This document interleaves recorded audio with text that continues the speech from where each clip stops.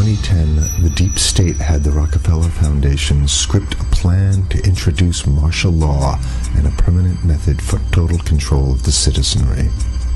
In this plan that they disguised as an academic scenario, as they called it, the method they would use to gain complete prison-like control of the entire population was to infect them with a devastating biological pandemic, and then, under the guise of protecting us from this threat, they would be free to implement their final solution, a prison state. The prison state that they need to keep their grip on power. As usual, the fascists disguise their crimes as helping us, and as is typical of this new type of fascism, they always make the claim that we the people are begging them to have more and more control over us. As you watch this video, remember that the deep state concocted this scheme in 2010 as a quote-unquote simulation of what is to come. The following is proof that the deep state is behind these viral pandemics. Absolutely positively, pandemics are now the tool of choice for the fascists, known as the deep state, and the private contractors that they contract these pandemics out to. For the deep state, to make an international pandemic isn't even a high-tech operation, it's a no-tech operation. It's easy. A simple vial of Ebola, SARS, MERS, Spanish flu, or coronavirus, or whatever they come up with in their secret bioweapons lab, is all they need to bring the world into their total control. The only thing you have to remember is if they can do it, they will do it, which means they already have done it. The ruling establishment has a lot of, they will stop at nothing to complete their toolkit of control, right? So one of the things that has been missing from the toolkit of total control has been quarantines and curfews, right? Mm-hmm. So now, welcome to the new world in America, where to get on a bus, to go through a subway station, if you think that the procedures at the TSA are onerous, right? Guess this is coming to a bus depot near you. It's a more invasive way, and the ruling class needs this because, let me say, if the ruling class ever saw wide-scale civil unrest, you'd see an Ebola outbreak in America right away. Okay, so this is, what you see is that Ebola is another tool in the toolbox of the ruling class control. Yeah, to keep down absolutely, repression. Positively, 100%. This is a tool. Right. Ebola doesn't just magically start spreading. Mm-hmm. And then we have this doctors that come back here. The white people, of course, live. Mm-hmm. You know, the two whites who got it or survived. All the black people that get it die. Right? It's very possible that these one of these NGOs over there is going around with a veil of Ebola or spreading it from a small plane onto villages. The point is to get hundreds of thousands of people infected with it and create the next phase of control. Now, one of the things I'd like to show to back up my my claims here. Here's a document from the Rockefeller Foundation. Rockefeller Foundation, right there. You can zoom in on that, where my finger is. It's called Scenarios for the Future International Development, the Rockefeller Foundation. All right. Okay. Let's take a look at what they're saying here. This is something like a 50, 60-page document. I'd like you to go to page 18, if you can look at this up on the internet, but I'll read it off to you. It's called lockstep, lockstep. And this is a phrase that I used right after 2001 when I saw the entire system of the United States, including the population, were in lockstep. So the Congress went along, and yes, it was Osama bin Laden, and the people waved their flag and said, I hate, hate, hate, hate, and everything was in lockstep. Well, in 2010, they published this, Rockefeller Foundation, and here's what they're saying. They're saying that they call it a scenario. These are scenario narratives, and they speak about it in the past tense. So they put out this scenario, lockstep. A world of tighter, top-down government control and more authoritarian leadership with limited innovation and growing citizen pushback. Okay, I'll read a little bit of it. In 2012, the pandemic that the world had been anticipating for years, nobody was anticipating a pandemic, finally hit. Unlike 2009's H1N1.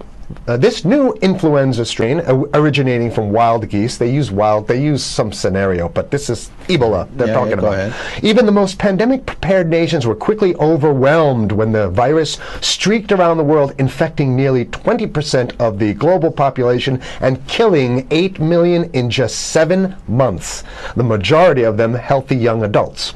The pandemic also had a deadly effect on economies. You can see the agenda.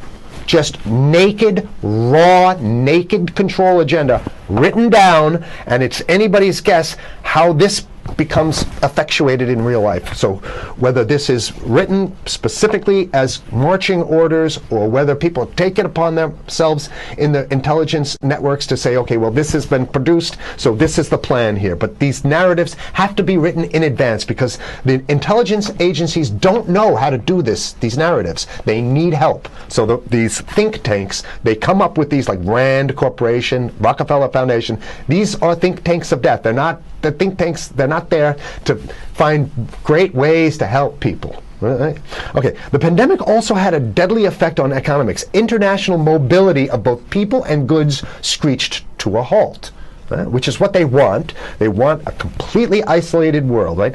Debilitating industries like tourism and breaking global supply chains. Well, of course they want tourism stopped because they're not in the tourism business, and they want you at home in your house in front of the TV. Then they got you because once you watch the TV, they own your soul.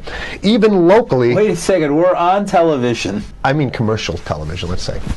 National. Even locally, normally bustling shops and offices sat empty for months. Okay, so I love how they talk about it in the past tense in 2010. Right? The pandemic blanketed the planet, though disproportionate numbers in Africa died. Southeast Asia and Central America, where the virus spread like wildfire. It sounds like the opening monologue of a disaster movie, right? Exactly. Now listen here's the good stuff now. But even in developed countries, containment was a challenge. Now here's this one. I love this one. The United States' initial policy of strongly discouraging, in quotation marks, strongly discouraging citizens from flying proved deadly in its leniency. So they're saying, that... No, keep going. Okay, read it. Just proved deadly in its leniency. So they should have been tougher, right? Accelerating the spread of the virus, not just within the United States, but across borders. However, a few countries did fare better. China in particular. The Chinese government's quick imposition and enforcement of mandatory quarantine for all citizens, as well as its instant and near hermetic sealing off of all borders, saved millions of lives, stopping the spread of virus far earlier than in other countries. So the message here is we have to look towards the Chinese, the oppressive totalitarian Chinese regime as an example of what we need to be doing here. And of course, the ruling class here loves the Chinese regime because they have demonstrated to the ruling class the most efficient form of capitalism, which is authoritarian capitalism. So we have capitalism, but unfortunately we have this veil. I get it. We have this veil of democracy. This is very interesting. This is continue on. Okay. China's government was not the only one that took extreme measures to protect its citizens from risk and exposure. During the pandemic, national leaders around the world flexed their muscles, flexed their authority, and imposed airtight rules and restrictions. You can see the agenda. Okay, go. Okay. From the mandatory wearing of face masks to body temperature checks at the entries to communal spaces like that's what's happening right now. Yeah, but soon it's going to be like body. It'll be at the subway. Yeah, well, is that what you're saying? We'll be going through this in the sub to get on the buses and the subway, absolutely, things like that. And what this means though is don't think about having a cigarette, a joint on you, or basically you can't. This is a dragnet for everything. So if in order for you in other words, just like with stop and frisk, this is ultimate stop and frisk. This is the ultimate cavity stop and frisk, cavity search kind of thing. All right, so during the pandemic, national leaders around the world flexed their authority. Now there's some good stuff. Listen to this. and even supermarkets. They want body checks at supermarkets. Okay, so basically what they're saying is they're building a system where every move you make, you can't get got to food. go through them. You can't get food. Can't Well, how get about if food. you go to the farmer's market? Here's the good stuff now. I mean, it just keeps getting better. Even after the pandemic faded, this more authoritarian control and oversight of citizens and their activities stuck and even intensified. That's the whole point. So they're going to get rid of... Didn't that happen already with 9/11? Of course. 9/11 was how many, 14 years Sure, ago, and sure. we still have all these draconian So rules. they're going to put the body cavity USA searches Patriot in. and all That's that right. stuff. So in order to get to a supermarket, you got to have a body cavity search. And then when there's no more Ebola, well, you know what? We kind of like this way because we have a complete infrastructure of a control grid. In order to protect themselves from the spread of increasingly global problems, from pandemics and national terrorism to environmental crisis and rising poverty, leaders around the world took a firmer grip on power. Well, what the hell would rising poverty have anything to do with imposing strict citizen controls with face masks? So they're very sloppy stuff here. At first, the notion of a more controlled world gained wide acceptance and approval. I'm sorry. Nobody likes this stuff. They're just Continue on. saying it. Continue on. No, I have to provide analysis. Only because we only have 5 minutes left, so that's Oh my why- God, okay. Citizens willingly gave up some of their sovereignty and their privacy to more paternalistic states in exchange for greater safety and stability. I mean, that's just a complete naked contradiction to the famous saying that if you think you're going to give up a little bit of security, I mean, if you're going to give up your freedom for security, you're going to get neither. That's the long-standing thing. And here what they're doing is they're not even ashamed or embarrassed to absolutely say the exact opposite. They're saying, yes, we all want to give up our privacy and sovereignty for more stability and security and stability. So you don't get that. When you give it up like that, you get the shaft. Can you show us the cover again of I'll what show you were the just cover reading? one more time, and then I have two more documents. Right, Two this is more what we were documents. reading here, and just zoom in a little bit so folks can see it. He'll zoom in, don't worry, you can relax. All right. And scenarios for the future of technology and international development. Okay. Now I have two more documents. Keep it zoomed. We have the National Security Memorandum of December 10th, 1974. This is Henry Hold it down. Kissinger's brainchild.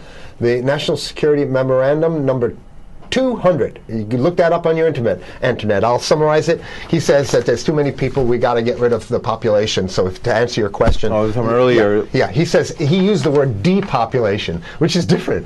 Depopulation means killing people that already exist, and it's to get the minerals because we need the minerals. And here's another one.